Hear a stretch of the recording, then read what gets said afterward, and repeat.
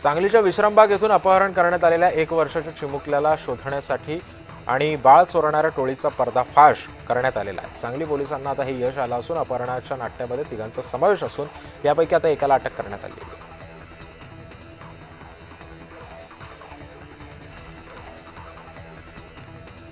बुलढाणा जिल्ह्यामध्ये दिवाळी सण आटोपल्यानंतरही अधिकारी कामावरती यायला तयार नाहीयेत। दिवाळीनंतर आज कार्यालयीन पहिला दिवस असल्यानं पहिल्याच दिवशी जिल्हा परिषदेच्या कार्यालयीन कर्मचाऱ्यांच्या अधिकाऱ्यांनी दांडी मारल्याचं दिसून येतं।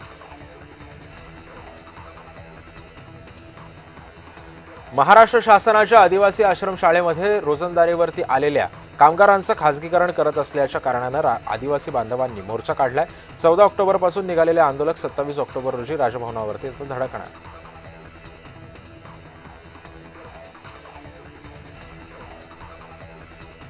पनवेलमध्ये सेक्टर 4 मधील एका घराला आग लागली होती। ही आग घराच्या पहिल्या मजल्यावरती लागली होती। घरातील किचनमध्ये एक 55 वर्षीय व्यक्ती बेशुद्ध अवस्थेमध्ये आढळली।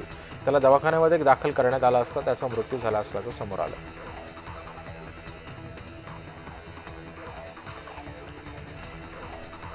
मुंबई गोवा महामार्गावर वाहतूक कोंडीचं ग्रहण कायम आहे। कोकणामध्ये जाणाऱ्या चाकरमान्यांना वाहतूक कोंडीचा फटका बसत असून माणगाव शहर ते तिलोरे फाट्यापर्यंत वाहनांच्या लांबच लांब रांगा लागल्याचं दिसून आलं।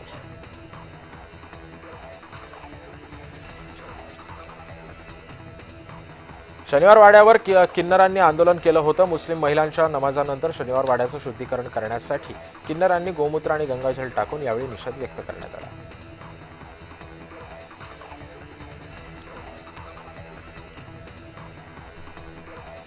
संजय गांधी राष्ट्रीय उद्यानाच्या संरक्षणासाठी मुंबई उच्च न्यायालयानं 4 सदस्यीय उच्चस्तरीय समितीची स्थापना केली आहे। ही समिती 3 दशकांपासून प्रलंबित असून न्यायालयीन आदेशांची अंमलबजावणी करेल।